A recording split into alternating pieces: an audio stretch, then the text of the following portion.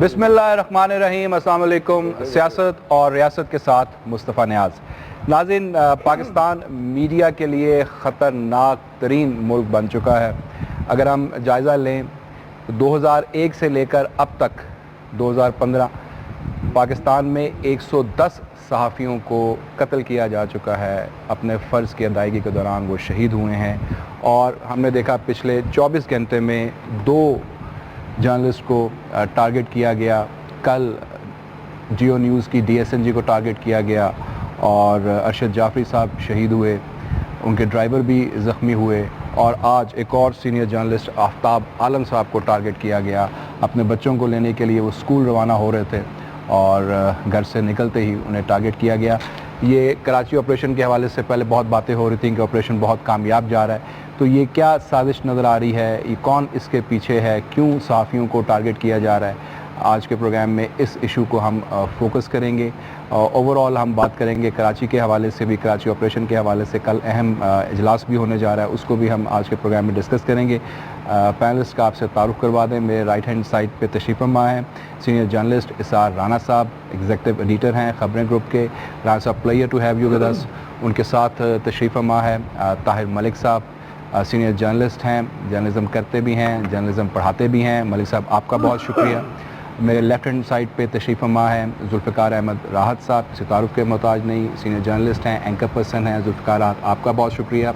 और उनके साथ तशरीफ़ फरमा है ब्रिगेडियर रिटायर्ड सैयद गज़नफ़र अली साहब, सीनियर डिफेंस एनालिस्ट हैं। ब्रिगेडियर साहब, as always sir, player to have you with us. इसार राना साहब, आपसे मैं चाहूँगा गुफ्तगू का आगाज़ करें। ये जो कराची में सूरत हाल है, आज सारा दिन तमाम चैनल्स जो है इसको हाईलाइट कर रहे हैं। आपका क्या ओपिनियन है इन दोनों वाक़यात का? कोई आपस में कोई रब्त है? क्या आपको नज़र आ रहा है क्यों जर्नलिस्ट को अचानक से एक दफ़ा फिर हम देख रहे हैं कि कराची में जो है वो टारगेट किया जा रहा है? पेशावर में भी एक वाक़या हुआ, वहाँ पे भी जो है एक जर्नलिस्ट को टारगेट किया गया। तो ये क्या आपको क्या नज़र आ रहा है? देखें, बात ये कि कराची जो है इस वक्त पूरे पाकिस्तान में ये समझ लें कि एक ऐसा पॉइंट है जिस पर पूरी कौम की नज़रें कराची में को इस तरह लें कि कराची से ही सिंध जो है उस पे भी वो खिड़की है एक समझ लें। पिछले कुछ अरसे से पाकिस्तान की जो 2 बड़ी सियासी जमातें हैं, पीपल्स पार्टी और MQM, वो बहुत अंडर प्रेशर है इस सारी गेम में। ठीक है, रेंजर्स ने गिरफ्तारियां भी की, रेंजर्स छापे मार रही है और रेंजर्स की कारकर्दगी जो है उसको नहीं वो किया जा सकता कि वो ख़राब है, बहुत अच्छी है। कराची में अमन हुआ है, लोगों को सुकून मिला है, लेकिन इसमें पाकिस्तान के सहाफ़ी और खुसूसन कराची के जो रहने वाले सहाफ़ी, सिंध के सहाफ़ी, उनका किरदार बहुत अहम है। उन्होंने जिस तरह वहाँ पे मौजूद बड़ी मछलियों पे हाथ डाला, उन लोगों के चेहरे नकाब उतारे जिनको हम अपने लीडर समझते थे या जिनको हम समझते थे कि ये वो होली काउज हैं जिन पर बात ही नहीं हो सकती, इन्होंने उधर के सहाफ़ियों ने ये एक बड़ा रोल अदा किया। अब कुछ अरसे से ये बात महसूस की जा रही थी कि जो एक खौफ ख़त्म हो गया था बाज़ एलिमेंट्स के हवाले से, शायद अब वो दोबारा वहाँ पे ये चाहते हैं कि खौफ की फ़िज़ा बनाई जाए और ऐसी सिचुएशन बनाई जाए कि वहाँ पे सच कहने वाले एक लम्हे को पीछे आ जाए। यानी आप समझें कि प्लानिंग के तहत ये सब कुछ हो रहा है, सहाफ़ियों को डराने की कोशिश की जा रही है? प्लानिंग के तहत बिल्कुल हो रहा है, लेकिन ये कि ये रेंजर्स की कारकर्दगी पे भी एक सवालिया निशान है कि अगर पुलिस वहाँ पे फेल हुई तो रेंजर्स आई, अगर रेंजर्स की मौजूदगी में भी सहाफ़ियों ने मारे जाना है तो फिर रेंजर्स की कारकर्दगी के ऊपर भी सवाल उठते हैं कि वो जो इतने अरसे से वहाँ पे मौजूद है और उसे फ्री हैंड मिला हुआ है, इतना भी फ्री हैंड मिला हुआ है कि वो साबिक प्रेसिडेंट के सबसे ताकतवर जो है रिश्तेदार को उठा सकती है, तो फिर जो है अगर ऐसा हो रहा है तो क्यों हो रहा है? मैं ब्रिगेडियर साहब को इसमें शामिल करता हूँ। ब्रिगेडियर साहब, रेंजर्स की कारकर्दगी पर सवालिया निशान उठता है आपके ख्याल में? जहाँ भी लॉ एंड ऑर्डर में लैप्सेस होते हैं तो जो गवर्निंग अथॉरिटी होती है, जो गवर्निंग बॉडी होती है, उसके ऊपर उसका ग्राफ जो है या उसकी परफॉर्मेंस को जज तो किया जाता है। अब कराची इतना बड़ा शहर है, वो देख लीजिए, रेंजर्स की और पुलिस की तादाद मिला के देख लीजिए। पुलिस जहाँ तक है 80 पर, वहाँ पे आपने खुद कहा वो ये बहुत सारी चीज़ें सामने आ चुकी हैं कि बड़ी हद तक पोलिटिसाइज पुलिस है जो लेकिन उसके बावजूद जितना पुलिस काम कर रही थी वो डिलीवर कर रही है। अब ज़रूरत ये है कि जो कराची के हालात हैं उसमें एक तो पॉलिटिकल फ्रेगमेंटेशन, जैसे बात कर रहे थे राना साहब, एक पॉलिटिकल फ्रेगमेंटेशन है बिटवीन द पार्टीज़। اب جب یہ پولیٹیکل فریگمنٹیشن ہوتی ہے تو یہ اسپیس دیتی ہے ان لوگوں کو جو اس گیپ کو یا اس وائڈ کو ایکسپلائٹ کرنا چاہتے ہیں، اور اس کے اندر پھر آپ کے کچھ ایسے لوگ ہیں، کچھ ایسی طاقتیں ہیں، 12 ہم جن کا ذکر کر چکے ہیں، وہ انٹرنل فنڈڈ بھی ہیں، ایکسٹرنل ڈائریکٹڈ بھی ہیں، جو اس تمام کے تمام آپریشن کو کمپرومائز کویسچنیبل بنانا چاہتی، اور کویسچن ایک آپ نے آج اٹھا دیا، اور ہر ایک آدمی کویسچن اٹھائے گا کہ جی پہلے ڈاکٹر قتل ہو رہے تھے، پھر ایک شیعہ قتل ہوتا تھا، ایک سنی قتل ہوتا تھا، اب صحافی قتل ہو رہے ہیں۔ اب صحافی بنیادی طور پہ وہ ہیں جنہوں نے بہت سارے ایسے ہیں جنہوں نے اس تمام آپریشن کو، یا جو آپ کہتے ہیں کہ جو پارٹیوں کو، سیاسی پارٹیوں کا کردار ہے، ان کے اوپر کوریج کی ہے، ان کے اوپر آرٹیکل لکھے ہیں، ان کو بے نقاب کیا ہے۔ لیکن میں اس کو ایک اور پیرائے میں بھی دیکھتا ہوں، اور وہ پیرایا ہے جو ٹیررزم کی جو ایک سائیکی ہوتی ہے، جیسے پاکستان میں جو چیز چل رہا ہے اور دنیا میں ہوتے ہیں، کہ اس قسم کے جو لوگ ہوتے ہیں وہ اپنے وکٹمز کو، اپنے ٹارگٹس کو شفٹ کرتے رہتے ہیں، کہ پہلے انہوں نے ڈاکٹرز کا کیا، پھر آپ نے دیکھا ریلیجس جو لوگ تھے، اورینٹڈ لوگ تھے، ان کا ہوا، کچھ مذہبی لیڈرز کا ہوا، پھر شیعہ سنی روٹیٹ کے ایک آپ نے، اور یہ تو ایم کیو ایم کی بہت ساری چیزیں سامنے آ چکی ہیں، جو ٹارگٹ کلرز پکڑے گئے ہیں، انہوں نے کہا جی ایک ہم کو کہا گیا تھا کہ ایک شیعہ کا مارو گے تو ایک سنی کا مارو گے۔ تو اب چونکہ ایک ہی آواز رہ گئی ہے پاکستان میں میرے خیال میں اس وقت، جو الیکٹرانک اور پرنٹ میڈیا کی آواز ہے، اب اس آواز کو دبانے کا اس سے بہتر طریقہ کوئی نہیں ہو سکتا کہ آپ ان کے اندر خوف و ہراس پیدا کر دیں، جیسے جیو کی وین کو کل ٹارگٹ کیا گیا اور وہاں پہ ان کا ایک ہے۔ تو یہ چیز جو ہے، یہ سائیکل جو ہے، یہ ریپیٹ ہوتا ہے ٹارگٹ سلیکشن کے ساتھ، اور چونکہ آپ کا بہت بڑا واسٹ نیٹ ورک پھیلا ہوا ہے جس کے اندر آپ ہر آدمی کو پروٹیکشن مہیا نہیں کر سکتے، تو بہت دکھ کی بات ہے۔ لیکن مجھے مطلب to be very frank and straight, آنے والے دنوں میں اس قسم کی چیزیں جو ہیں وہ مجھے ہوتی نظر آ رہی ہیں۔ ملک صاحب، جب یہ چیزیں بڑھتی ہوئی نظر آ رہی ہیں تو اس میں ہمیں کیا کرنا چاہیے؟ کس کی طرف ہمیں دیکھنا چاہیے؟ پولیس کا آپ کو پتہ ہے وہ کیا رول پلے کرتی آئی ہے ماضی میں، رینجرز کی پرفارمنس سامنے نظر آ رہی ہے۔ ہمیں جرنلزم کے حوالے سے جرنلسٹ کو اپنے تحفظ کے لیے کس کی طرف دیکھنا چاہیے؟ اسٹیٹ کی طرف دیکھنا چاہیے، اپنے میڈیا مالکان کی طرف دیکھنا چاہیے؟ ہماری آرگنائزیشنز بھی ہیں، وہ بھی بڑے عرصے سے کام کر رہی ہیں، کون ہمیں حفاظت جو ہے وہ پرووائڈ کر سکتا ہے؟ اس سے پہلے تو میں سمجھتا ہوں تھوڑی سی ایک چیز شیئر کرنی ضروری ہے، کہ جو جرنلسٹ کی فریڈم آف ایکسپریشن ہے، جو ایکسپریشن کا مسئلہ کوئی جرنلسٹ کا نہیں ہے، یہ بڑا ضروری ہے شیئر کرنا ایک ڈیموکریٹک سوسائٹی کے ساتھ۔ ہم لوگ جو جرنلسٹ ہیں، یہ تو قلم یا جو آواز ہمارے پاس ہے، یہ جمہور کی آواز ہے، ہم ان کے نمائندے ہیں۔ پہلے یہ آپ مت ڈفرینشیٹ کریں کہ جی جرنلسٹ کو گولی لگائی ہے، پہلے یہ سمجھے وکٹم کون ہے۔ وکٹم ہے سچ بولنے والا۔ آپ نے جو اس سے جو میسیج دیا ہے وہ یہ میسیج دیا ہے، جس مافیا نے یہ کیا، میرے نے دو کام کیے۔ ایک انہوں نے اسٹیٹ کرافٹ کو میسیج دیا کہ اگر تم لوگوں نے یہ بڑی بڑی جو ہیڈ لائنز لگوانی ہیں، کراچی میں امن ہو گیا، پشاور میں امن ہو گیا، پاکستان میں نیا پاکستان بن گیا، 70% کراچی میں بہتری ہوگی۔ ایک تو انہوں نے دیکھے بڑے آرام سے آپ کا سارا ٹاک شو پر، آج میں ابھی غور کر رہا تھا، ساری ڈسکشن کس پہ آ گئی ہے؟ مرڈر پہ آ گئی، ایک کی کامیابی۔ دوسرا سوال یہ ہے کہ یہ میسیج آ رہا ہے کہ آپ نے سچ بھی بولنا بھائی۔ پاکستان میں جو پریزنٹ سچویشن ہے جس میں ہم پھنسے ہوئے ہیں، اگر ہم نے نیا پاکستان بنانا ہے، اگر ہم نے اس سے کرپشن نکالنی ہے، اگر ہم نے اس میں سے گورننس بہتر کرنی ہے، اگر ہم نے عام آدمی کی زندگی بہتر کرنی ہے، اگر ہم نے یہاں پہ چائنا سے پیسے لے کے آنے ہیں، اگر ہم نے انٹرنیشنل انویسٹمنٹ لانی ہے، تو آپ کو سچ کا کلچر پروموٹ کرنا پڑے گا۔ یہ بڑا فنڈامنٹل کویشچن ہے، اور یہ اٹیک اس پہ ہوا ہے۔ ایک بات میں لاسٹ اور دوں گا کہ یہ کہہ دینا کہ یہ ہمارے یہاں دہشت گردی سچ کے خلاف ہے، نہیں، یہ ریاستی ہماری 70 سال کی تاریخ بھی بتاتی ہے کہ سچ اس لیے نہیں بولنے نہیں دیا۔ میں اسی کمرے میں آپ کو یاد دلا دوں، شاید آپ سب کی یادداشت میرے سے زیادہ بہتر ہوگی، کہ کتنی دنوں میں جب جنگ کے اور جیو کے اخبارات کی وین جاتی تھی تو ریاستی ادارے بھی ان پہ حملہ کرتے تھے۔ تو بھائی میرے یہ یہاں پہ یہ ختم شام غریبہ منانا کہ ٹیررزم جو سچ کے خلاف نہیں ہے، اس سوسائٹی میں ہر طاقتور سچ کے خلاف ہے۔ ذوالفقار صاحب، یور ٹیک آن دس۔ اب جو سینیریو سامنے ڈیولپ ہو رہا ہے کہ یہ ایک کنٹینیوس پروسیس ہے، اس کے اندر یہ نہیں ہو سکتا کہ یہ رک جائے، جب تک یہ جنگ جاری ہے، جب تک صحافی سچ بولتے رہیں گے یہ ہوتا رہے گا، اور ان کو ڈرانے کی کوشش کی جا رہی ہے، خاموش کرنے کی کوشش کی جا رہی ہے۔ جو یہ میسج کنوے کر رہے تھے پوری سوسائٹی میں کہ جناب کراچی آپریشن بڑا کامیاب ہے، آج انہی کو ٹارگٹ کیا جا رہا ہے، اور انہی کے ذریعے یہ میسج دلوایا جا رہا ہے کہ جناب حالات اتنے بھی بہتر نہیں ہیں۔ Mustafa Nawaz, thank you very much. मैं ये समझता हूँ कि ताहिर मलिक साहब सही कह रहे हैं कि अभी पाकिस्तान के अंदर शायद वो हालात नहीं आए कि आप पूरा सच बोलने की पोजीशन में आ जाएं। तो मेरा ख्याल है कि मीडिया ने और सहाफ़ियों ने हमेशा सच बोला है और उस सच की एक कीमत हमें अदा करनी पड़ी है। अगर आप थोड़ा पीछे चले जाएं तो यही मीडिया और यही वर्किंग जर्नलिस्ट ये रियासती तशद्दुद का सामना भी करते रहे, ये रियासती जुल्म सितम का सामना भी करते रहे, ये सियासी जुल्म सितम का सामना भी करते रहे। आज उसी तशद्दुद ने एक दूसरी शक्ल इख्तियार की है। तो आज मैं समझता हूँ कि इस तरह का जो माफिया है, इस तरह की जो दहशतगर्द है, ये मीडिया उसका निशाना बन रहा है। लेकिन इस सारे मामले में आप देखें कि मीडिया ने जो आज़ादी हासिल की, मीडिया ने जो मौजूदा शक्ल इख्तियार की, इसके पीछे एक लंबी कहानी और लंबी दास्तान, एक पूरी स्ट्रगल है और इसके पीछे बहुत सारी जानों की कुर्बानी और बहुत सारी शहादतें हैं। ये किसी ने हमें प्लेट में रख के ये आज़ादी नहीं दी। तो इसलिए अगर किसी को ये गलतफहमी है कि मीडिया किसी के दबाव में आके ये सच लिखना बंद कर देगा, सच बोलना बंद कर देगा और सहाफ़ी सच कहना छोड़ देंगे, तो मेरा ख्याल है ये तो उसकी कोई भूल हो सकती है, पहली बात। दूसरा मुस्तफा, मैं ये कहता हूँ कि देखें, मीडिया का काम है आईना दिखाना और सच को सामने लाना।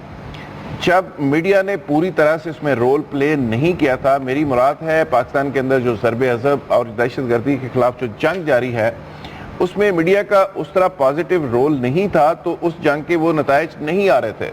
जब मीडिया ने तय किया और रियासत ने खासकर तय किया कि मीडिया का एक रोल इसमें होना चाहिए, और मीडिया ज़ाहिर एक बड़ा एक पिलर है, पिलर ऑफ द स्टेट है, और मीडिया एक अहम तरीन स्टेक होल्डर है, और मीडिया ने जब ये पॉजिटिव पूरी तरह से डेडिकेशन और कमिटमेंट के साथ इसमें रोल प्ले किया, टेररिस्टों की जो स्टेटमेंट्स थी, जो हीरो बन के मीडिया पे आते थे और अपने बड़े बड़े लंबे लंबे बयान उनके चलते थे, उनको बंद किया, तो उस वक्त भी बहुत सारे लोगों को तकलीफ हुई। लेकिन उसके बाद दहशतगर्दी के हवाले से रिजल्ट बहुत बेहतर आने शुरू हो गए। लेकिन जो आप बात कर रहे हैं ना कि मीडिया आज़ाद है, राना साहब, मीडिया वाकई आज़ाद है। ये जो स्ट्रगल तो ठीक है, हमने बड़ी की और बड़ी कुर्बानियाँ दी, लेकिन इस स्टेज पे, जिस स्टेज पे इस वक्त हम लोग खड़े हैं, हम कह सकते हैं कि हम आज़ाद हैं? बात ये मुस्तफा, जुल्फ़िकार राहत एक प्रैक्टिकल जर्नलिस्ट है, अरसे से जर्नलिज्म कर रहा है, इसने अपनी लाइफ का बड़ा हिस्सा सहाफ़त को दिया। मलिक साहब यहाँ मौजूद हैं, इन्होंने अपनी ज़िंदगी का कीमती वक्त सहाफ़त को दिया। मैं समझता हूँ कि मीडिया आज़ाद होना से मतलब ये लिया जाता है कि जो मीडिया हाउसेस हैं ना, उनकी अपनी पॉलिसियाँ आज़ाद हैं या नहीं हैं। लाइक आप यहाँ बैठ के पूरी दुनिया के ऊपर प्रोग्राम कर सकते हैं, मैं अपने बैठ के पूरी दुनिया पे प्रोग्राम कर सकता हूँ, लेकिन तुम अपने बुझे हुए चूल्हे पे प्रोग्राम नहीं कर सकते। तुम इसाराना के बच्चों को स्कूल से फ़ीस की वजह से ना मिलने की वजह से निकाले जाने पे प्रोग्राम नहीं कर सकते। तुम मलिक के बच्चों के गैर महफूज मुस्तकबिल पे बात नहीं कर सकते। हम मीडिया की आज़ादी से मुराद यहाँ पे ये है कि क्या जियो अपनी पॉलिसियों में आज़ाद है कि नहीं, कहने में आज़ाद, सॉरी पॉलिसी नहीं, अपने कहने में, अपनी मर्ज़ी के कहने में आज़ाद है या नहीं। शाम को जो 8 बजे मंडली जमती है प्राइम टाइम में मुख्तलिफ़ चैनल्स के ऊपर, और वो ख़ास एक मखसूस चीज़ों को टो कर रहे होते हैं, वो अगर आज़ादी है तो फिर तो आज़ादी है। अदरवाइज़ मैं थोड़ी सी मुझे वो देना, मलिक भी की इस बात को कहेगा, यहाँ पे 2 तरह के सहाफ़ी हैं। एक सहाफ़ी वो हैं जो हज़ारों लाखों का नेकलेस गले में डाल के और बैठ के, और वो बाकायदा 2 घंटे मेकअप होता है उनका जब वो स्क्रीन पे आते हैं सहाफ़ी, ठीक है। वो सहाफ़ी भी हैं जिनके वार्डरोब में लाखों रुपए के कोट ही कोट लटके हुए, और वो सहाफ़ी भी हैं जिनके अपने ज़ाती जहाज़ भी हैं, ठीक है। एक तो सहाफ़ियों का चेहरा वो है जो स्क्रीन पे नज़र आ रहा होता है, जिसे हम कहते हैं ये सहाफ़ी हैं। यहाँ तक कि अगर एक भांड, एक मिरासी अपने प्रोग्राम में वज़ीर आज़म को जुगत मार दे, तो वज़ीर आज़म बड़े फ़ख्र से शाम को अपनी घड़ी उसे भेज देता है कि आपने जुगत मारी थी, इस घड़ी पे ले, मैं ये घड़ी भेज रहा हूँ आपको। ये तो है एक कॉम्प्लेक्स एलीट क्लास का कि जो स्क्रीन पे चेहरे नज़र आ रहे हैं, ये सहाफ़ी हैं। एक सहाफ़ी वो है जो सारी रात अखबार बनाता है, सारी रात न्यूज़ रूम के धुआंधार और क्या कहते हैं ताफुन ज़दा माहौल के अंदर बैठ के 16 सफ़े तैयार करता है, और दमा, शुगर, ब्लड प्रेशर, असाबी बीमारियां ये लेके अपने घर चला जाता है। वक्त से 5 साल 7 साल पहले मर जाता है। ایک صحافی وہ ہے جو سڑکوں کے اوپر لاٹھی چارج بھی برداشت کرتا ہے, شیلنگ بھی برداشت کرتا ہے اور گولی بھی کھا لیتا ہے. وہ بابر ہو, یہ کل والا DSNG کا میرا شہید انجینئر ہو, یا آج کا صحافی ہو. یہ ایک علیحدہ چیز ہے. جو بڑے جن کو ہم سو کارڈ صحافی کہتے ہیں, ان کو تو قریب سے گولیاں مارتے ہیں تو 15 دن بعد وہ بیٹھ کے اسلام آباد سے اپنا پروگرام کر رہے ہوتے ہیں. تو یہ کہنا کہ صحافت آزاد ہے, میں نہیں مانتا. صحافت آزاد ہے. یہاں پہ مخصوص گروہ ہیں جن کے اپنے مقاصد ہیں, جن کو وہ صحافت کا نام دیتے ہیں. صحافی بیچارہ کہاں سچ بول سکتا ہے؟ وہ تو غریب اپنے گھر کے چولہا جو ہے وہ نہیں جلا پاتا. وہ PC اواری کے اندر پریس کانفرنس اٹینڈ کرتا ہے اور بعد میں ویگنوں کا انتظار کر رہا ہوتا ہے, اس کی موٹر سائیکل میں پیٹرول ڈلوانے کے پیسے نہیں ہوتے. کون اس کا ذمہ دار ہے طاہر ملک صاحب؟ کیونکہ اس کا ذمہ دار مشکل ہے اتنا آسانی سے جواب دینا, مگر میں سمجھتا ہوں کہ آزاد صحافت, بڑی خوبصورت رانا نے بات کی. آزاد صحافت کی تھوڑی سی ڈیفینیشن جو مجھے سمجھ آئی ہے وہ ورکنگ کنڈیشن ہے. جس ورکنگ کنڈیشن میں آپ کے ڈیوٹی آج مقرر نہ ہو, آپ کے پاس میڈیکل نہ ہو.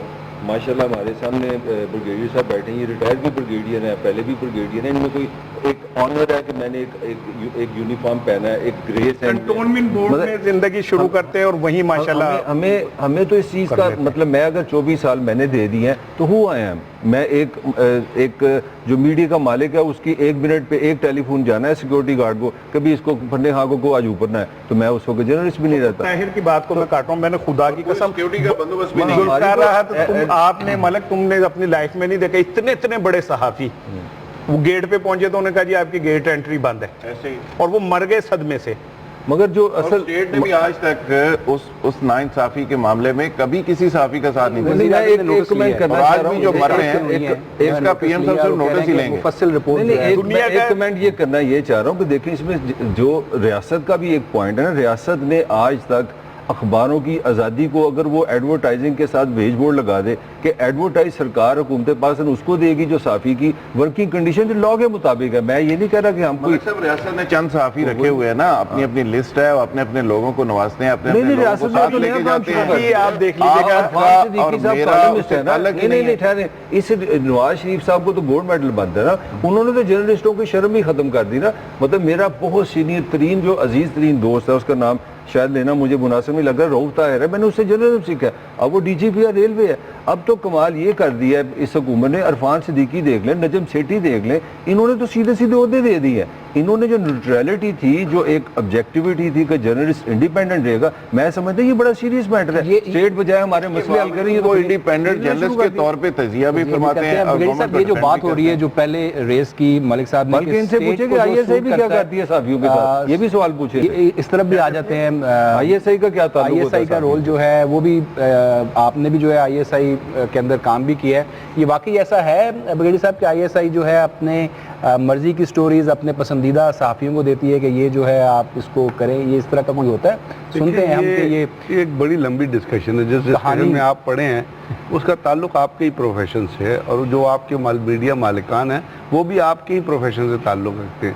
اگر میر شکیل الرحمان جنگ کو رہا تو اس کا باپ بھی جنگ پاکستان میں لے کے آیا تھا. اگر ویج بورڈ نافذ نہیں ہوا تو وہ انہی تمام چند پبلشنگ ہاؤسز جو ہیں یا چند میڈیا گروپ, ان کی اپنی سازش ہے کہ وہ اس کو نافذ نہیں کرنا چاہتے. وہ تو بات ٹھیک ہے. اب بات یہ ہے کہ آپ کی بات کر رہے ہیں کہ اسٹیٹ میں یہ عرض کر رہا ہوں نا کہ وہاں پہ پھر ہونا یہ چاہیے کہ اگر تاجر ڈٹ گئے ہیں یا تاجر آپ احتجاج کر رہے ہیں, پتہ نہیں وہ ہولڈنگ ٹیکس واپس ہوتا ہے نہیں ہوتا ہے, مطلب اس ملک کے اتنا بڑا تماچا میرے آپ کے یا لوگوں کے منہ پہ کیا لگے گا اس اسحاق ڈار کی طرف سے کہ آپ کل جو تنخواہ آپ کی آئے گی نا بینک میں, جو ٹیکس کٹ کے آئے گی, جب آپ وہ نکالنے جائیں گے تو اس میں بھی آپ پیسے کٹ. مطلب اتنا بڑا کہیں آپ نے ذلالت دیکھی ہے کسی حکومت کی, اتنی ذلالت کسی حکومت, اتنا بڑا ڈاکہ آپ نے دیکھا ہے؟ تو اس ڈاکے پہ آپ کو مجھے کھڑا نہیں ہونا چاہیے کہ ایک تاجر ہی کیوں کھڑے ہوئے.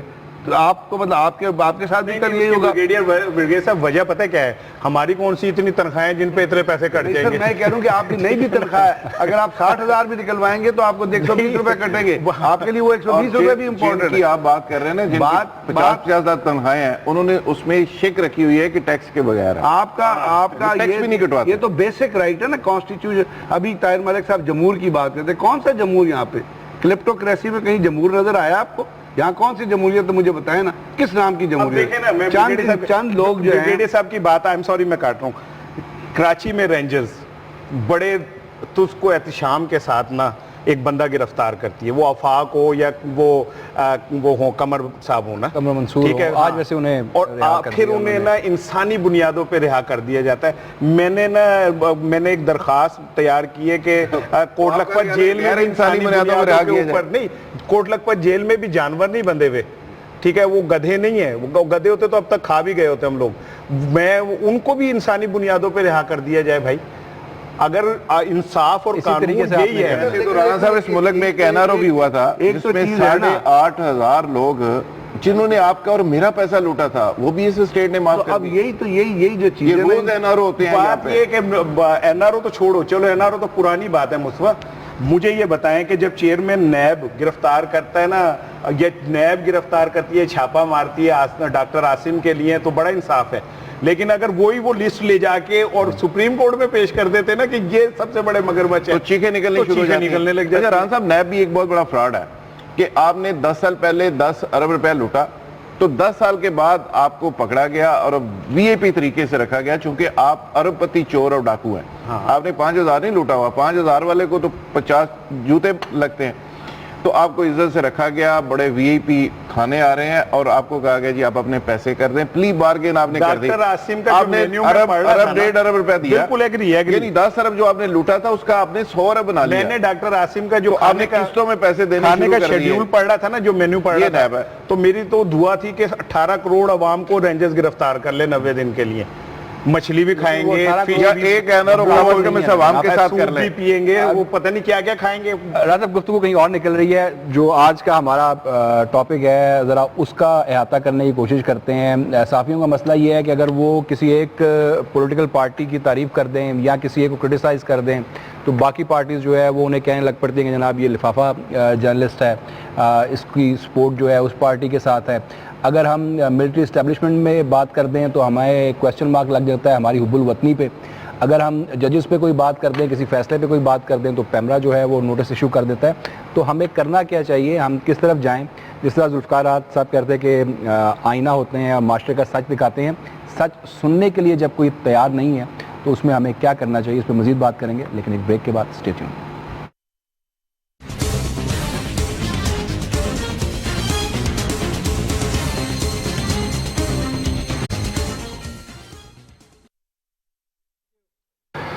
ویلکم بیک جی. سیاست اور ریاست میں اس بار پھر آپ کو خوش آمدید کہتے ہیں. اسحاق رانا صاحب ہمارے ساتھ موجود ہیں, طاہر ملک صاحب, بریگیڈیئر ریٹائرڈ سید غضنفر علی صاحب, اور ذوالفقار احمد راحت صاحب. میڈیا کے حوالے سے ہم بات کر رہے تھے, جس طرح میڈیا مین کو ٹارگٹ کیا جا رہا ہے, کیا سلوشن ہے, کیا کس طرف ہمیں جانا چاہیے, اپنی حفاظت کے لیے کیا کرنا چاہیے, کون اس کے پیچھے ہے, کیا پلاننگ ہے, کیا حکمت عملی ان کی نظر آ رہی ہے. ویر صاحب جو بات ہو رہی تھی, جو آپ سے میں نے لاسٹ پوچھا تھا, پھر گفتگو کسی اور طرف نکل گئی. اسٹیٹ بھی صحافت کو, صحافیوں کو استعمال کرتی ہے اپنے مفاد کے لیے, اپنے مقصد کے لیے. میں 2-3 چیزیں ایک اپنی اسٹڈی سے کلیئر کرنا چاہوں گا, اور خاص طور پہ جس حالات پہ پاکستان بیٹھا ہوا ہے, اس میں پہلی بات تو یہ کہ یہ جو صحافیوں کے خلاف یا ڈاکٹروں کے خلاف یا ریلیجیس پرسنل جس کے خلاف یہ جو اسپیسیفک ٹارگٹ کلنگ ہو رہی ہے, اس کا ایک کسی اصول سے کوئی تعلق نہیں. صحیح. کسی بیسک اصول جو ہے نا کہ جی میں جھوٹ لکھتا ہوں, آپ سچ لکھتے ہیں, تو میں آپ کو ٹارگٹ کروں گا, اس سے کوئی تعلق نہیں. یہ صحیح بات ہے جہاں تک صحافیوں کا اسٹانس, یا جس طرح ہمارے پرنٹ اور الیکٹرانک میڈیا میں بعض چیزیں جو آئی ہیں, جس طرح چیزوں کو کھول کے بتایا کور, وہ اپنی جگہ. لیکن یہ جو فنامنا پاکستان میں ہو رہی ہے نا, یہ کاؤنٹر ٹیررزم کم انسرجنسی کی جو فضا ہوتی ہے نا, اس میں آپ ان لوگوں کو چنتے ہیں یا ان لوگوں کو ٹارگٹ بناتے ہیں جن کو انٹرنلی اور انٹرنیشنل فورم پہ جو کانوں کو ایکسیپٹیبل چیزیں ہوں نا, ان چیزوں کو ٹارگٹ کیا جاتا ہے. یہ ایک اس کو ریورس سائیکالوجیکل پروسیس دیکھیں نا, تو اس میں اس چیز کی بڑا نمایاں آپ کو نظر آئے گی. میں اس پہ یہ نہیں کہیں آپ یہ سمجھ لیں کہ میں آپ کے اسٹانس کو غلط کہہ رہا ہوں کہ صحافی سے, میں یہ کہہ رہا ہوں کہ یہ جو لوگ یہ کام کر رہے ہیں ان کو اس سے غرض نہیں ہے. انہوں نے ایک فگر چننا ہے, ایک نام چننا ہے کہ آفتاب عالم ایک نام ہے یا کوئی اور ایک نام ہے, اور اس کو انہوں نے ٹارگٹ کرنا ہے, تاکہ اب انٹرنیشنلی لوگوں نے کہا نا اب کل ہی خبریں چلنی شروع ہو جائیں گی. اس سے پہلے بھی بیچارہ انجینئر جو مر گیا ہے, وہ بیچارہ تو گمنام سا سر تھا، میں یہی اس کو کون جانتا ہے؟ خبر دیکھیں کتنی بڑی بنی. میں آپ سے عرض کر رہا ہوں نا کہ وہ تھا کس میں، وہ جیو کی گاڑی میں تھا. ٹھیک ہے نا، خبر نے تو جیو کا گورنمنٹ کے ساتھ دنیا میں گئی ہے، جیو کا گورنمنٹ کے ساتھ پرابلم چلتا رہا. کل کو ایک تھیوری آئے گی کہ اس کو اسٹیٹ کی ایجنسیز نے مارا ہے، یہ بھی آ جائے گی. تو یہ ایک ایک ایک ایک ایک ایک جو ہوتی ہے نا گولی، اس سے 5 مقصد عرض کرتے ہیں. ابھی تھوڑی دیر میں چلنا شروع ہو جائے گا انٹرنیشنل میڈیا میں کہ جی پاکستان جو ہے وہ صحافیوں کے لیے کنڈیوسو ملک نہیں ہے، خطرناک ملک ہے. یہ کون کر رہا ہے؟ اس کو مختلف فورا میں آپ کر رہے ہیں. اب دوسری بات جو آپ نے کی جہاں پہ تک یہ ہے کہ اسٹیٹ کے ساتھ، تو اس ریاستی ادارے جو ہوتے ہیں اور خاص طور پر اس سے بہت سامنے آ جاتے ہیں آپ کے انٹیلیجنس ادارے.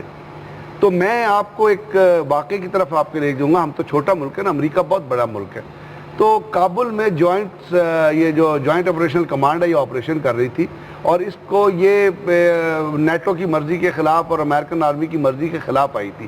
اور یہ رات کو آپریشن کرتے تھے، ہیلی کاپٹر ان کے پاس ہوتا تھا، اور یہ جاتے تھے اور مختلف علاقوں میں جا کے وہاں پہ ٹیررزم کے بیسس پہ جو لوگ ہوتے تھے یہ بھی کیا. انہوں نے فیملی اڑا دی. ان کی 6 سٹوریاں سچائی کے اوپر بیس کر کے جرمی شکیل نے کور کی، اور وہ جا کے پینٹاگون میں گیا اور وہ جو فیڈرل جسٹس ہے ان کے پاس گیا، and he wanted them to hear his story. They refuse to hear story. مطلب میرا کہنے کا یہ ہے کہ یہ جو لنک یہ پاکستان کے اندر نہیں ہے. We are part of a global village. Global village کے اندر ایک رشتہ رہتا ہے. اب اس کے اندر ایک اور بھی چیز میں کہوں گا کہ اسٹیٹ کی ایجنسیاں استعمال کرتی ہیں، بعض لوگ خود بھی استعمال ہوتے ہیں، ان کے بھی کچھ مقاصد کے لیے وہ آتے ہیں، وہ خود بھی استعمال ہوتے ہیں، ان کے بھی کچھ مقاصد پہنچے. تو اور دوسرا بات یہ ہے کہ اسٹیٹ کرافٹ جہاں پہ ہے، یا اس قسم کے دور میں جب آپ میڈیا کے دور میں رہ رہے ہیں، الیکٹرانک میڈیا کے دور میں رہ رہے ہیں، اب زی ٹی وی کس کا ہے؟ کس نے اس کو فنڈ کیا ہوا؟ ہم اپنے ملک کی تو بات کرتے ہیں نا. اب زی ٹی وی کو کس نے فنڈ کیا ہوا ہے؟ یہ فینٹم مووی جو بنی ہے کس نے بنائی ہے؟ اس سے پہلے جو ایک بلٹ بنی تھی کس نے بنائی تھی؟ اس میں کس کا پیسہ لگا تھا؟ آپ کو پتہ ہے نا کہ پورے کا پورا زی ٹی وی جو را فیڈ کرتی ہے. اب یہ جو پبلشنگ ہاؤس، یہ اے بی سی پبلشنگ ہاؤس، جو پچھلے دنوں ایک وہ برطانیہ میں وہ ایک صحافی پکڑا گیا تھا، وہ میرے ذہن سے اس کا نام نکل گیا، اس کو کون استعمال کرتا تھا؟ اس کا اپنا یہ جو پبلشنگ ہاؤس جو امریکہ میں ان کا کتنا تعلق ہے اپنا سی آئی اے سے، اور وہ یعنی پورے آپ نے جب ٹیررزم کی وار افغانستان میں لڑی ہے نا، تو مصطفیٰ نیاز صاحب، امریکہ بہت پڑھی لکھی قوم ہے. میں آپ کو ون ورڈ اتھارٹی بتا رہا ہوں کہ ان پورے 13 سالوں میں وہاں پہ پرنٹ اور الیکٹرانک میڈیا پہ کوئی ڈیڈ باڈی نہیں دکھائی گئی. تو کس کی انسٹرکشنز تھی یہ؟ یہ چیزیں چلتی رہتی ہیں. اس میں پوائنٹ بڑا ویلڈ ہے آپ کا کہ یہ چھمبا نہیں ہے کہ آپ اپنے آپ کو کہ ہمارے لوگ استعمال ہوتے ہیں یا ہمارے، یہ ایک اسٹیٹ کرافٹ کا سسٹم ہے. کہیں کسی دور میں زیادہ ہو جاتا ہے، کسی دور میں کم ہو جاتا ہے. اور پاکستان اس لیے پروناؤنس ہوتا ہے کہ پاکستان میں ریپیٹڈلی جو ہے وہ رہے ہیں ملٹری ادوار رہی ہیں. لیکن اسی ملٹری ادوار میں آپ دیکھیں تو پرویز مشرف کا زمانہ ہے جس میں آپ کو 34 چینل آج پاس چل رہے ہیں. ہاں جب ضیاء الحق کے زمانے میں جاتے ہیں تو اس زمانے میں آپ کو لگے گا کہ صحافیوں کے اوپر بہت ظلم ہوا ہے، ان کو پکڑا گیا اپنی آواز اٹھانے پہ. تو یہ چیزیں وقت کے ساتھ ساتھ چلتی ہیں. ان کا ایک لنکیجز ہوتا ہے، اس لنکیجز کو نہ آپ آنے والے دنوں میں توڑ سکیں گے نہ آپ آج توڑ سکتے ہیں. یہ ملک صاحب یہ ٹھیک ہے، یہ اسی طرح چلنا چاہیے، یہ کیونکہ پوری دنیا میں ہو رہا ہے تو یہاں پہ بھی جو ہے یہی طریقہ کار جو ہے وہ رائج رہے گا. دیکھیں اگر مصطفیٰ آپ تو لٹریچر کے اسٹوڈنٹ، اگر ہم یہ تھیری کو مان لیں تو پھر تو ڈیولپمنٹ نہیں نہ ہو سکتی. 100 سال پہلے جو دنیا کے لاز تھے، میں وہ ٹرک ڈرامہ دیکھتا ہوں کہ ایک بادشاہ سلامت ہے، ان کو اپنے بنوئی اچھا نہیں لگا، سپاہ سلار اس نے کہا مار دو، اور پوری اسٹیٹ میں ایک بندہ اس کے آگے نہیں بول سکتا. 300 سال پہلے میں وہ اس بادشاہ سلمان کی بات کر رہا ہوں جو بڑا تاریخ میں بڑا مسلمان اپنے سکے بنوئی کو مروا رہا ہے. ہم نے بڑا سفر طے کیا ہے. ہم نے جو چھوٹی چھوٹی جاتی ہیں کہ میں یہاں پہ بات کر رہا ہوں نا اسٹیٹ کرافٹ بڑی غلط ہے. یہ نواز شریف کو میں نے بات کر دی، یہ میرے باجدار نے 7000 سال اس کے لیے اسٹرگل کیا ہے. یہ کوئی ایویں نہیں میں طاہر ملک نے یہ بات کر دی. تو ہم نے برگیڈیئر صاحب نے جو بات کی ہے ان کو مبارک ہو، مگر ہم نے ایسی اسٹیٹ بنانی ہے جو بدماش نہیں ہوگی. ہم نے ایسی اسٹیٹ بنانی ہے جو میری خدمت کے لیے بنے گی. ہم نے ایسی اسٹیٹ بنانی ہے جو میرے سے ٹیکس لے گی میری خدمات کے لیے، مجھے ڈنڈا دینے کے لیے نہیں ہوگی. وہ اسٹیٹ ہم نے ذوالفقار صاحب یہ پاسبل ہے آج ہی ہو گیا نا سر. اگر وہ بنانی ہے تو ودہولڈنگ ٹیکس آ گیا نا آپ کے پاس. تو یہ بات سننا صحافی نے نہیں بنانے کا مطلب ہے کہ ایک چیز اور یاد رکھیں، پاکستان نے بہت ترقی کی ہے. یہ بھی نہ کہیں کہ پاکستان کوئی جہالت کے دور میں رہا ہے. آپ بہت چینل پہ تھے، آج آپ 34 چینل پہ. اس کا مطلب صحافت نے ترقی کی ہے. We are not in dark stages. نہ یہاں کوئی اسٹیٹ کا پروگریس ہو رہی ہے. کمپیریٹیو بیسس پہ شاید کم اور برا. اچھا، اس میں جیسے سار رانا صاحب نے بات کی تھی کہ اصل میں میڈیا کے اوپر بھی ایک ایلیٹ کلب نے آ کے قبضہ کر لیا ہے. میں سمجھتا ہوں کہ ان کی تو سیکیورٹی کا بھی کوئی ایشو نہیں ہے, ان کو پیکج کے ساتھ 10 گارڈ ملتے ہیں, بڑے ڈالے ملتے ہیں, ایلیٹ کا ڈالا بھی ملتا ہے. ورکنگ جرنلسٹ ہیں, ہمیں اس طرف آنا چاہیے کہ جو ساری رات بیچارہ محنت کرتا ہے, جو مزدوری کرتا ہے, جو بیچارہ موٹر سائیکل پہ جاتا ہے اور جس کے پاس سیکیورٹی کا کوئی سامان نہیں ہے, وہ بیچارہ گن اٹھا کے نہیں پھر سکتا, پسٹل لے کے نہیں جا سکتا, اور ریاست کو چاہیے کہ ریاست ان کو سیکیورٹی دے. لیکن بدقسمتی یہ ہے کہ یہاں پہ جب ممکن نہیں ہے نا, جب اقتدار پہ بیٹھے اور کرسیوں پہ بیٹھے ہوئے لوگ اپوزیشن کے اندر ہوتے ہیں, سڑکوں پہ یہ ڈنڈے کھا رہے ہوتے ہیں اور ہم ان کی رپورٹنگ کر رہے ہوتے ہیں, تو ہم بڑے اچھے ہوتے ہیں, یہ ہمیں بڑی جفیاں ڈال رہے ہوتے ہیں. جب یہ دوسری طرف جاتے ہیں اور کرسی پہ بیٹھ جاتے ہیں تو یہی میڈیا ان کو برا لگنا شروع ہو جاتا ہے. میں برگیڈ صاحب کی اس بات سے اتفاق کرتا ہوں کہ کراچی کے اندر بڑے ملٹیپل ایشوز ہیں, وہاں پہ انٹرنیشنل مافیا بھی کام کر رہا ہے, وہاں پہ را بھی کام کر رہی ہے, وہاں پہ بہت ساری ایجنسیز کام کر رہی ہیں, اور بہت سے ایسے لوگ ہیں جن کو شاید وہ آپریشن اچھا بھی نہیں لگ رہا, اور وہ لوگ بھی اس کو سبوٹاژ کرنے کے لیے کچھ کر سکتے ہیں. اور ایک بات کا حوالہ جو بار بار آج دیا گیا کہ چیف آف آرمی سٹاف نے اپنی تقریر میں میڈیا کی بڑی تعریف کی تھی, کچھ لوگ اس کو بھی ریفرنس کے طور پہ کہتے ہیں کہ لوگوں کو شاید کچھ لوگوں کو بری لگی ہے, کچھ لوگ کہتے ہیں کہ الطاف بھائی پہ میڈیا کا بلیک آؤٹ کر دیا گیا ہے, وہ بھی کچھ لوگوں کو اچھا نہیں لگ رہا. تو میں یہ سمجھتا ہوں کہ اس میں کئی ریفرنس ہو سکتے ہیں, کئی ایشوز ہو سکتے ہیں. اب دیکھنا یہ ہے ان تک پہنچا جائے, میڈیا کے اوپر میڈیا کو جس طرح ٹارگٹ کیا جا رہا ہے, یہ ایک انٹرنیشنل خبر بن رہی ہے, اور میڈیا اوپینین پکڑے گئے ہیں, میڈیا اوپینین میکنگ کے حوالے سے ایک بڑا امپورٹنٹ ٹول ہے. اور آج میں سمجھتا ہوں کہ پاکستان کی تعمیر و ترقی میں اور ضرب عضب اور دہشت گردی کے خلاف جو جنگ ہے اس میں میڈیا ایک اپنا پورا رول پلے کر رہا ہے. بالکل. اور اس موقع پہ میڈیا کو دباؤ میں لانا, میں سمجھتا ہوں کہ حکومت کو چاہیے کہ اس کا نوٹس نہ صرف نوٹس لے بلکہ اس کو پوری سنجیدگی کے ساتھ اس کو اسٹڈی کرے, اور جو لوگ یہ ایکٹ کر رہے ہیں ان کو پکڑے اور ان کو قرار واقعہ سزا ملنی چاہیے. اسی کو ذرا میں لے کر آگے بڑھتا ہوں. اسرار خان صاحب, ایک یہ بھی تو ایشو ہے کہ ٹریننگ نہیں ہے جرنلسٹ کی, کوئی اس کے لیے کوئی انشورنس پالیسی نہیں ہے, اور کانفلکٹ زون میں کس طریقے سے رپورٹنگ کرنی ہے, کیمرہ مین نے کیا کرنا ہے, D S N G engineer نے کیا کرنا ہے, کیونکہ اب جو رپورٹر جاتا ہے وہ اکیلا نہیں ہوتا, الیکٹرانک میڈیا کا اس کے ساتھ کیمرہ مین ہے, D S N G engineer ہے, ایک ہیلپر ہے جو تاریں لے کے سارا پھر رہا ہے. تو کوئی ٹریننگ تو نہیں, بتایا جاتا نہیں ہے کہ کانفلکٹ زون میں آپ جا رہے ہیں. ہمارے ہاں تو یہ ہے کہ ڈی این کی جو ہے وہ جاتی ہے کہ مجھے جو ہے وہ چاہیے فوٹیج, جس طرح مرضی کرو. وہ بیچارہ آگے تک پہنچنے کی کوشش کر رہا ہوتا ہے کہ اگر یہ میں فوٹیج حاصل نہ کر سکا تو جناب پیچھے سے جو ہے وہ نوکری کو بھی خطرہ ہے, تو وہ بیچارہ کرے کیا؟ دیکھیں, جہاں تک بات ہے نا کانفلکٹ زون میں جا کے کام کرنے کی, تو بریگیڈیئر صاحب یہاں بیٹھے ہیں, پوری دنیا میں جو کانفلکٹ زون ہوتے ہیں اس میں تمام رپورٹرز جو وہاں پہ موجود ہوتے ہیں یا فوٹوگرافر یا کیمرہ مین, وہ جان ہتھیلی پہ لے کے جا رہے ہوتے ہیں. وہ کہیں بھی ہو, پاکستان ہو, بیروت ہو, وہ نیو دہلی ہو, پیڈ الاؤنسز بھی ٹرپل کر دیے جاتے ہیں. یہاں پہ نہیں ہوتے, انفارچونیٹلی ہوتا یہ ہے. وہ کس نے کرنی, وہ اخبار کے مالکان نے کرنی. مصطفیٰ, اصل بات یہ ہے کہ نہ تو تربیت کی بات ہے, نہ کچھ. پاکستانی صحافیوں نے کم تربیت کے ماحول کے باوجود بہترین ریزلٹس دیے ہیں. اصل چیز یہ ہے کہ جو میڈیا مالکانز ہیں ان کے اپنے ٹارگیٹس ہوتے ہیں. ان ٹارگیٹس کے لیے اگر 3 4 5 لوگ مر بھی جائیں تو انہیں کوئی فرق نہیں پڑ رہا ہوتا.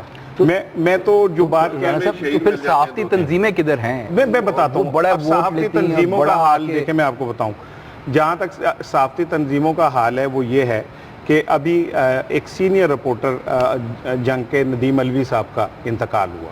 He was the senior most reporter. بے شمار لوگ اس نے انہیں سکھایا بھی اور آگے بھی کیا. نام ہے بڑا جرنلزم کا. جس قسم پرسی میں مرا, جس طرح وہ دیکھتا رہا حکومت کی جانب, ہم بھی دیکھتے رہے. لیکن جو ہمارے پریس کلب ہیں اور جو ہماری پی یو جے اور پاکستان اور فیڈرل یونین جرنلسٹ ہیں, وہ کہاں تھے؟ ان کے اوپر بھی میں تو جو کہہ رہا ہوں نا, ایلیٹ کلاس بیٹھی ہوئی ہے ہر جگہ پہ, تو ان پہ بھی وہ ایلیٹ کلاس بیٹھی ہوئی ہے جنہوں نے کسی خاص موقع پہ انہوں نے یہ طے کرنا ہے کہ حکومت کے ساتھ ہم نے یہاں پہ کھڑا ہونا ہے, تو ان کی مخالف تنظیم دوسری کی طرف کھڑی ہو جائے گی. ان کے اپنے مفادات ہیں, غیر ملکی دورے ہیں, ان کے بے شمار نوکریاں ہیں. پاکستان میں کتنے صحافی ایسے بڑے نام جو حکومت کے اوپر 6 7 7 لاکھ روپے کی تنخواہیں لے رہے ہیں. تو صحافی نے پراپرٹی کا کام بھی شروع کر دیا ہے, کچھ سوسائٹیاں بھی جو ہے وہ ہاں جی, اکاؤنٹ نمبر اور نمبر کے ساتھ, اور آپ دیکھیں آپ حیران ہو جائیں گے. اس ایلیٹ کلب کے جرنلسٹوں نے کہاں کہاں سے پیسے لیے ہیں، اور میں وہ جو اور اس کی بات کوئی صفائی دینے کے لیے اور تیار جو نہیں ہے، ختم ہو کوئی جواب ہی نہیں دے رہا. نہیں وہ ہمیں نہیں ملیں گے ملک صاحب، ابھی بھی سانو مل رہے نہیں ہیں. اپنا نمبر بھی بھیج نہیں دیں. سانو نہیں ملنے نا، اسی اس میں کہ پروگرام کے آخر میں ہمارے خاص ایک پروفائل چاہیے اور خاص وہ ہمارا پروفائل نہیں بن سکتا. سوری میں آپ کو بات کر رہا ہوں، تو یہ آپ کا بھی تو فرض بنتا ہے کہ آپ لوگوں کو کنڈیم کریں. ہم تو کنڈیم تو کر یہ رہے ہم ہیں، بات کر رہے ہیں یہاں پہ. ہم تو ہر میں نے پلیٹ تو فارم پہ بریگیڈیئر میں نے کو تو کنڈیم کسی کرتے فورم ہیں، میں کہتے ہیں لیکن کہ اس کوئی طرح آرٹیکل یا کوئی چیز نہیں پڑھی. اس اور جو بہت بڑے بڑے نام ہیں جو روزانہ ایک منٹ اخلاقی جو طور پر آپ کو میڈیا کے سامنے آنا چاہیے. جو آپ کہہ رہے ہیں نا ہم لکھے، تو وہ تو بات میں پہلے کہہ چکا ہوں کہ بھائی ہم اپنی بات نہ کہہ سکتے ہیں نہ لکھ سکتے ہیں. یہ کہنا نا صحافت آزاد ہے، اس سے اندازہ کر لیں کہ اگر ندیم علوی مر رہا تھا تو ذوالفقار راحت، طاہر ملک، ہم الٹے بھی کچھ بھی کر لیتے. ہم اس کی آواز کہیں بلند نہیں کر سکتے. بہت ساری مثالیں ہم اس کی آواز ہی کہیں نہیں بلند کر سکتے. جتنے لوگوں کے نام ہیں وہ تو بہت بڑی بڑی سچ کی اور بڑی بڑی اور بڑھ گئے. میں آپ کو بتاؤں جن کے نام آ رہے ہیں نا ان کے ریٹ اور بڑھ گئے. آنے والی حکومت ان کو پہلے سے زیادہ پیسے دے گی کیونکہ پتہ چل سمجھ آ گئی کہ ان کا ریٹ یہ ہے. ان کو پیسے حکومت نے نہیں دیے، اس کو تو ایک انڈیویجول نے پیسے دیے. لیکن وہ علیحدہ چیز ہے جو آپ کہہ رہے ہیں نا، وہ ایک علیحدہ چیز ہے. میں تو حکومتی سطح کی بات کر رہا ہوں کہ حکومتی سطح کے اوپر بہت سارے کالم نگار ہیں جن کے ماہانہ بندھے ہوئے ہیں، بہت سارے اینکر ہیں جن کے ماہانہ بندھے ہوئے. اس طرح کے جو بڑے انویسٹر ہیں ان کو ایک فون جاتا ہے کہ یار اس کو لوک آفر کر دیں، وہ 7 کروڑ روپے دے دیتے ہیں اور ساتھ ہی اکاؤنٹ کی تفصیلات بھی انہوں نے جاری کر دی. اور میں حیران ہوں کہ آج بھی ہم بات کر رہے ہیں اور ہم ہمیشہ بات کرتے ہیں کہ جن لوگوں کے نام آ رہے ہیں ان میں سے کسی نے آ کے اس کو چیلنج نہیں کیا، کسی نے میڈیا پہ آ کے اس کی وضاحت نہیں کی. حامد میر نے جب پیسوں کی بات ہوئی تھی، ایک منٹ، حامد میر نے جب پیسوں کی بات ہوئی تھی اور وہ سپریم کورٹ گئے تھے، کہاں گیا وہ کیس؟ کہاں گیا؟ اس پہ بھی جائے نا، ضابطہ اخلاق تو لاگو ہو گیا. اس پہ بھی جائے. ہم وہ بات اس لسٹ کو بھی وہ لوگ چیلنج کریں، ان کے نام سامنے آنے چاہیے. جن کے نام آئے ہیں جو لسٹ پہ گردش کر رہی ہے وہ تو واٹس ایپ ہو کے بندے بندے کے پاس چلی گئی ہے، فیس بک پہ چل رہی ہے. ان سارے لوگوں کو چاہیے کہ ایک ریٹ لے کے کورٹ کے اخبار میں وہ لسٹ نہیں چھپی ہے. میں پھر دوبارہ وہی پہ آئیے، اخبار میں چھپنی چاہیے نا، اخبار کو کور کرنا چاہیے. اخبار کے تو مالکان میڈیا مالکان ہے نا، وہ کیسے خبر نہیں دیتے ہیں دوسری. ہماری پورا مزہ لے رہے ہیں اس بات کا. وہ خبریں شروع ہو بریگیڈیئر صاحب تھے تو انہوں نے بہت سارے صحافیوں کو اکاموڈیٹ کیا ہوگا. ایسی تو بات مورائل جو ہے اس وقت کافی ڈاؤن ہے صحافیوں کا، وہ چاہے الیکٹرانک میڈیا کے ہوں چاہے پرنٹ میڈیا کو ہوں. جس قسم کے واقعات سامنے آ رہے ہیں، جس قسم کے ان کے حالات سارے یہاں پہ بتائے گئے ہیں کہ یہ اصل میں 90% جو جرنلسٹ ہے وہ اس قسم پرسی کی حالت میں. کیا کرنا چاہیے؟ صحافتی تنظیموں سے ہم اپنا گلہ کریں، مالکان سے گلہ کریں، کس کے سامنے اپنا کیس پیش کریں؟ لیکن مصطفیٰ سب سے بڑی جو ناکامی ہے نا ہماری، ہم ڈبوں میں بند ہو گئے ہیں کہ یہ وہ فوجی ہے، وہ صحافی ہے، وہ وکیل ہے. یہی سب سے بڑی، میں جو شروع میں میرا میں کمیونیکیٹ نہیں کر سکا، یہ معاشرے کا مسئلہ ہے، یہ پاکستان کا مسئلہ ہے. یہ آزادی صحافت جو ہے یہ میڈیا کا ایشو نہیں ہے. لازمی بات ہے ہم فرنٹ رو پہ ہیں، ہمیں اب ایک کریکٹر دکھانا ہوگا، ہمیں شرم دکھانی ہوگی، ہمیں اپنی یونین میں جانا ہوگا، ہمیں اس پہ خلاف جانا ہوگا. میں یہ نہیں کہہ رہا، مگر بلیو یو می، اگر یہ ہم بحث کرتے سوسائٹی ایز اے ہول، یہ سوسائٹی کا مسئلہ ہے، یہ فریڈم آف ایکسپریشن کا مسئلہ ہے، یہ جمہوریت کا مسئلہ ہے. اگر اس سوسائٹی نے 5 سال پہلے پتا کیا تھا کہ ڈاکٹر احمد لیاقت کے پاس ڈگریاں جعلی ہیں، میں سلام کرتا ہوں پاکستانیوں کو جنہوں نے اس کو سب سے بڑا اینکر بنایا. میری آنکھیں تھک گئی ہیں ہر روز جنگ میں پڑھ کے کہ احمد لیاقت نے اپنا ریکارڈ خود ہی توڑ دیا. جب معاشرہ جھوٹ کو اس طرح ایکسیپٹ کرے گا، آپ کی سوسائٹی کا وہ جرنلسٹ آج پاکستان کا فیس بنے ہیں جن کے پروگرام کی لائیو ریکارڈنگ میں وزیر اعظم اور ملک ریاض کا فون آتا ہے، کوئی اگلا سوال کر. اگر یہ سوسائٹی اتنا جھوٹ بایا کرنے کے لیے تیار ہے تو جرنلسٹ بھی کرائم کا حصے دار ہے. میں یہ نہیں کہہ رہا میں قابل معافی ہے. میرا پوائنٹ لاسٹ یہ ہے جب تک پاکستانی معاشرے نے نہ کیا، اگر پاکستانی معاشرہ اسی چکر میں رہا گا کہ ٹاک شو میں یہ مسئلہ حل ہوگا تو پاکستان میں صحافی بھی 2 نمبر رہے گا. بریگیڈیئر صاحب وقت ختم ہو رہا ہے، اب کس طرف آپ دیکھ رہے ہیں کراچی میں حالات کس طرف جائیں گے؟ کل بڑا اہم اجلاس ہے، کیا فیصلے ہم ایکسپیکٹ کر سکتے ہیں کل کے اجلاس سے؟ اگر تو ہم پولیٹیکل ایکسپیڈینسیز میں انٹر ہو گئے، لوگوں کو چھوڑنا شروع کر دیا، پیپلز پارٹی اور باقی پارٹی ایم کیو ایم اے این پی کا اکاموڈیٹ جس کا آغاز ہو گیا ہے آج، اگر ہم دبئی کی جو میٹنگز ہیں ان کے فیصلوں کا انتظار کرتے رہے، اگر ہم لنڈن کی طرف دیکھتے رہے کہ ادھر سے کوئی ہمارے لیے، تو یہ جو ہے کراچی کا operation will enter into a big failure. اگر یہ چیزیں نہ ہوئی، کیونکہ آج جہاں ہم کھڑے ہیں وہاں پہ میں اس لیے نہیں کہتا کہ کوئی وہ کسی ویسٹ جو کسی اس سے کسی پارٹی کو ڈاؤن گریڈ کر، لیکن آج ہم جہاں کھڑے ہیں وہاں پہ اس آپریشن کی کامیابی بہت ضروری ہے. اس سے شاید آپ کی ایک لیڈ بنے جو آپ چیزیں ریز کر رہے ہیں کرپشن کے حوالے سے، گورنمنٹ پرفارمنس کے حوالے سے، یہ جو آپ کے اوپر جو ظلم ہوتا ہے ود ہولڈنگ ٹیکس جیسی چیزیں جو ڈالی جاتی ہیں کہ پاکستان کے اندر کوئی سوچ ہی نہیں ہے کہ آپ غریب کو کس کس چیز سے مار رہے ہیں، کس طرح تباہ و برباد کر رہے ہیں، اور حکومت بیٹھی تماشا دیکھ رہی ہے.